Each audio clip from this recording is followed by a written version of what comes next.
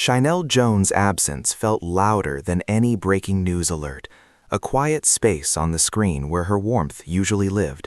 And in that silence, viewers sensed something deeper than a scheduling change, something human and fragile unfolding beyond the lights.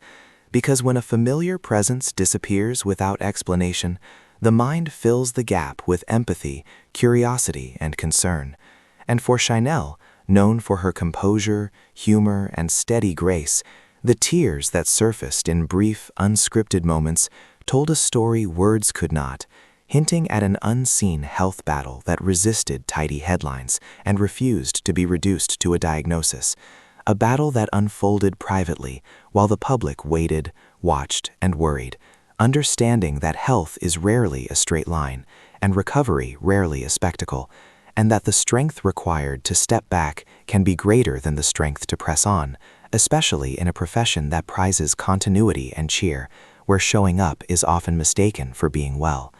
Her absence became a mirror for countless viewers who recognized the complicated truth that illness does not always announce itself with visible signs, that pain can be managed with professionalism until it can't, and that tears, when they come, are not a failure but a release, a signal that even the most reliable among us need room to heal.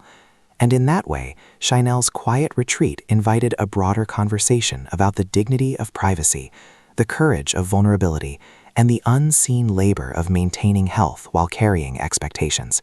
Because behind every on-air smile is a person balancing family, work, and a body that sometimes makes its own demands. As days turned into weeks, speculation swirled, but the most meaningful response was not the guesswork. It was the collective pause, the understanding that, whatever the specifics, never owed to the audience, what mattered was the recognition of a human being choosing care over appearance.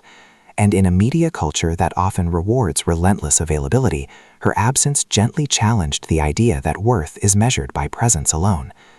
The tears, when referenced, were not framed as weakness, but as evidence of authenticity, the kind that resonates precisely because it is rare and unpolished, reminding us that strength can look like stepping away, that leadership can look like modeling boundaries, and that healing is not linear or performative. In imagining the unseen health battle, one need not invent details to grasp its weight, because anyone who has navigated uncertainty knows the rhythm of good days and hard nights, the calculations of energy, the fear of disappointing others, and the hope that rest will restore what illness has taken.